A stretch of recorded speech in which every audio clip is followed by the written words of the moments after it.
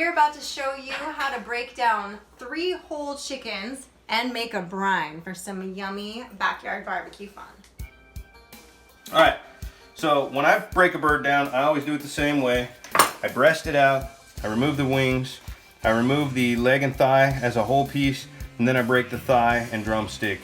The first thing we're gonna do is just, there's a bone right down the middle of the breast. We're gonna just hug the edge of it like this and follow it down. I'm just kind of riding on the edge of that bone right now.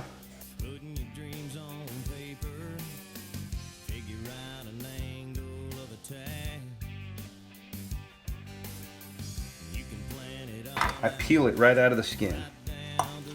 Peel it right out. See that? Just peel it. Just leave that skin there. Boom. Boneless, skinless breast. Okay?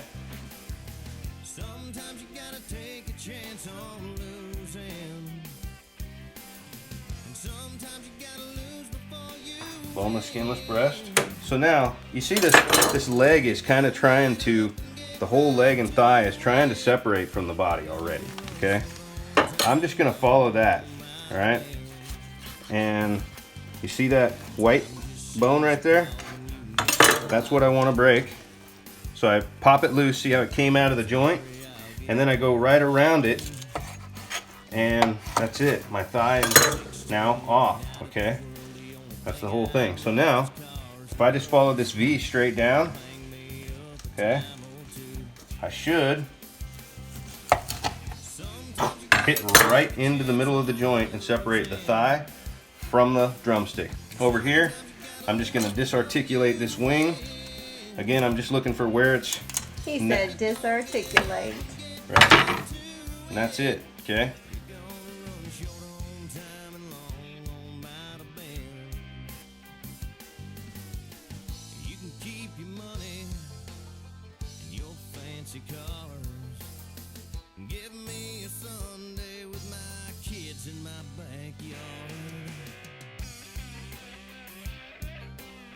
Alright, so what we're going to do now is we're going to watch Sid make a brine for all this. Is it brine? You call it a brine? Well, I'm doing yes, I am doing more of a brine, but it's not a complete brine.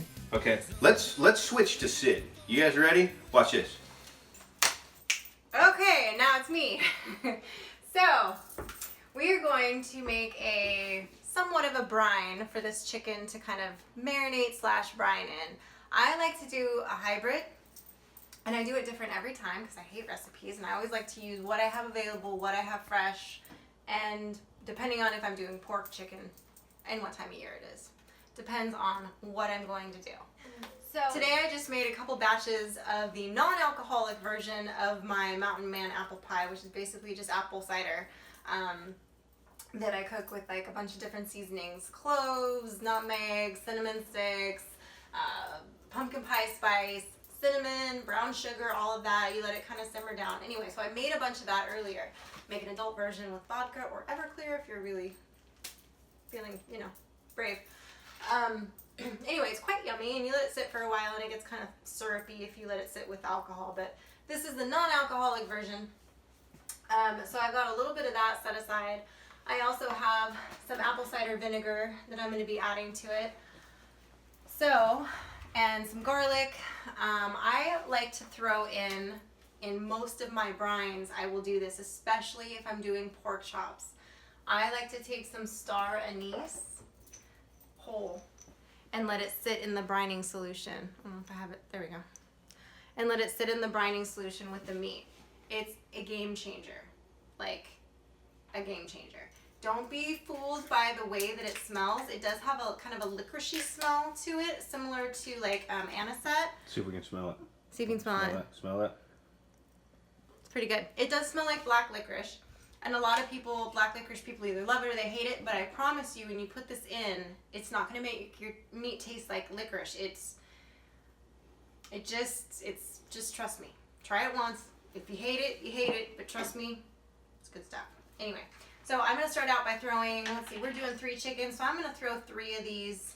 That one's kind of broken. I'm going to throw the equivalent of 3 of these into my pot here. All right. Now again, I'm not real big on the whole measuring thing. I go more by how much meat am I doing, how much am I trying to season. So this is my, these are cloves, these are whole cloves. I'm gonna pour some of these in. These are the same kind that we would use if we were doing the brine for the hams. You know, we got a big bulk thing of them. I use these, you know, for my baking, for making my cider, all kinds of stuff like that. So, oh, I forgot to grab the salt. That was the one thing I forgot to grab. I put a little bit of pepper. I prefer to use fresh ground pepper, but I ran out and didn't have a chance to run to the store when I realized I was out. So, that's life. We've all done that before, right? So, garlic, you need your, you know, anti-vampire. I'm going to put a little bit of garlic powder, but I'm also going to add some fresh garlic. Why do I do both? Mainly because I'm Italian and we like to cover our bases when it comes to garlic. So I'm going to cheat and use my little garlic press today just because I can. And I'm just going to crank out a few of these cloves. And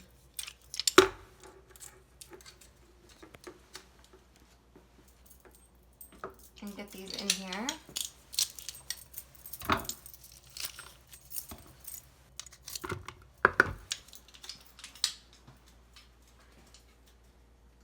And I like doing it with the garlic press or making like the kind of the paste out of it just because it really does get into the liquid, into the meat.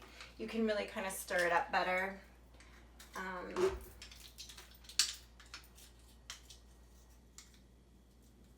Only problem is getting the skins out sometimes is challenging. But what is life without some challenge, right? So, there you go. That's why you married me. No kidding. That's why LBJ made alcohol. LBG would be little baby Garth. The lesser known Jesus in my world. Anyway, so next, so I've got my garlic in there. I've got my cloves, my star anise. I'm gonna throw some ground paprika in there. Not a lot. I just go by sight. I've got some tarragon. I'm going to throw a little bit of that in there. Not a lot. Never tastes exactly the same. It never does. But it also, I'm using what I have. I use what's available and it works out. So I'm actually going to put some rosemary as well. And this is actually fresh from our, if you guys watched the beer can chicken video, you put that beer can where? I used some of this rosemary. Smells good. It smells amazing. This is fresh. Frankie just cut this off of the bush for me a little while ago. I know, dirty. Did you wash it? Yeah, I wasn't meaning that kind of dirty. Never mind. Never mind. See, I can make anything dirty. It is my gift. It's my superpower. I'm sorry, I haven't thought of a bush that way since 1979. Well, I've been watching. Took me a minute to catch up. I've been watching that new show on HBO, Deuces. So there you go. Anyway,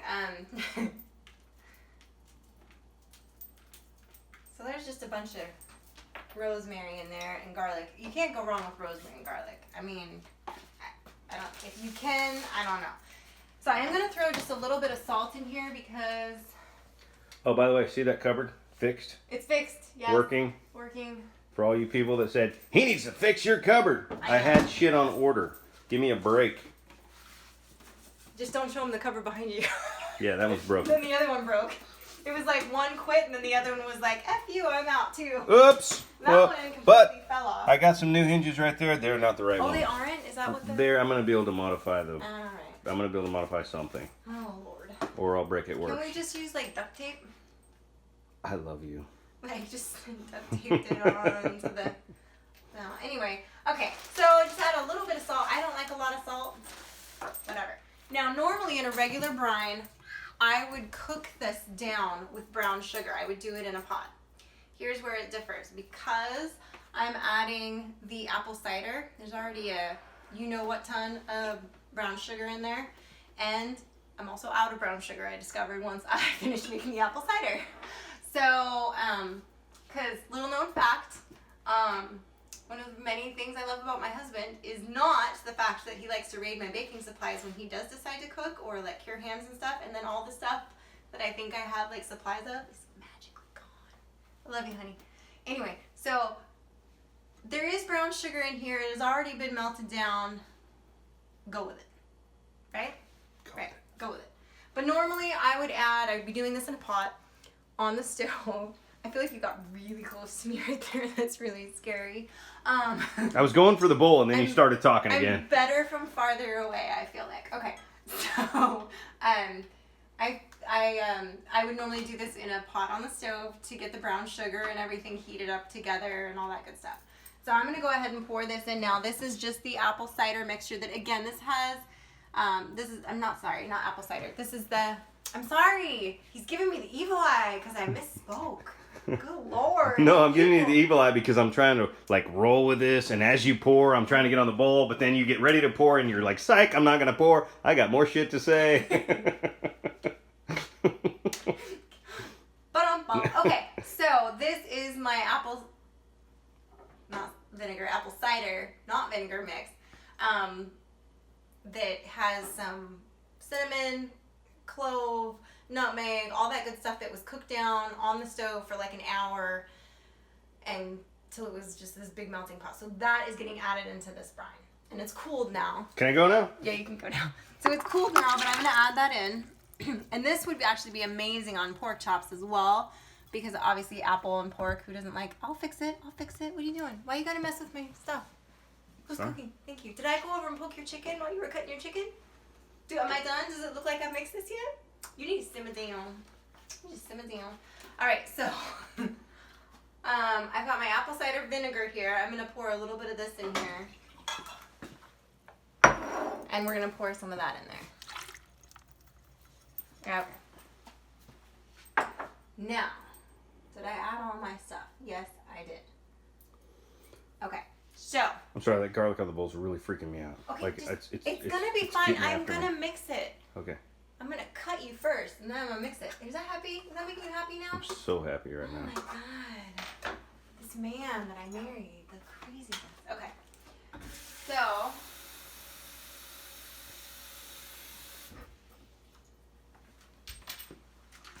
I'm going to add a little bit of water to it because it's pretty condensed.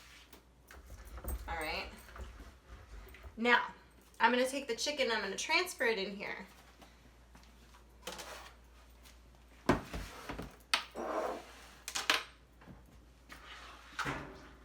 going to use my chicken wing to kind of stir it up. Now, normally I would do this in a different container for the chicken meat because it's all different sizes. If I'm doing pork chops, I can kind of stack them and lay them flat better. This is not super ideal for this, but it'll work. The great thing though about doing it in a big bowl is that you can, every time you go into the fridge, grab a bottle of water or a beer, whatever, you can kind of swirl your bowl around a little bit because you want to do that while you're brining, while you're marinating. You know, especially if you're doing something that's going to be going straight on a barbecue where it's going to be, you know, not sitting in the juices, you know, when it's cooking. You want it to really be completely covered. So I'm just going to kind of keep shoving my meat in. And then I can add a little bit more liquid to this if I need to.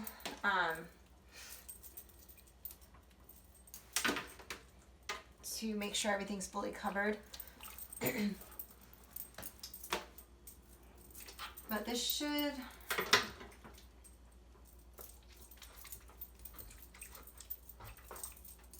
actually be pretty close to... Okay, I might need to add a little bit more water.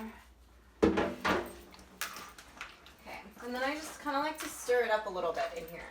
You'll notice when you're brining, especially with, I notice it more, I think, with with poultry so much isn't really fatty, although this has the skin on it, so there will be more fat on this versus like when you do pork chops where those are like more lean and I brine them. This liquid will get a little bit thicker as it sits because of that, which, that's fine, it's not hurting anybody. So you just kind of, again, shift it around. Now this is going to end up marinating for about Just shy of 24 hours. It's gonna be like 20 hours, 22 hours, somewhere around there.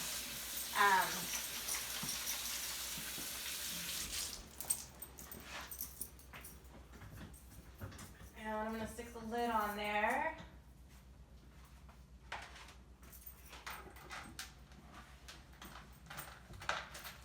Okay. And the great thing about this is that, like I said, you can just swirl it around every time you go in the fridge for something.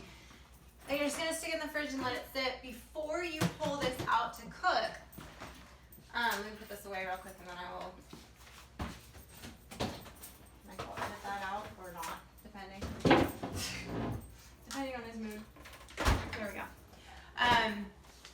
So once that sits and you pull it back out and you're ready to cook that meat, obviously you don't want to rinse your meat off because you want all that seasoning on there. Some people don't think about that and they pull it out and kind of, rinse it off or whatever. It's not like when you're doing like the curing brine where you're curing the hams and things where you kind of want to give them a light rinse. This, you don't need to rinse it again. So you're going to pull that out, you're going to put it right in your baking pan or directly onto your barbecue, just the way it is. You can add a glaze or whatever if you want, especially if you're going to be doing like an open flame, but you don't have to. We've barbecued pork chops and things just like that in that same kind of a brine, and they turn out great. You would just take your pieces of meat out. You want to throw the brine away. There's nothing you can really do with it. It's not like you can reuse it or save it. It's had raw meat in it. But then you're going to cook it off and it should be good. So we will we'll be using that for that party tomorrow. We'll bring it on down and let them cook it up. Well, there it is, guys. Now you know how to break down a chicken and brine it. Make sure you guys like the video, subscribe to our channel, and click that little bell so you get all the notifications when we go live or post something new.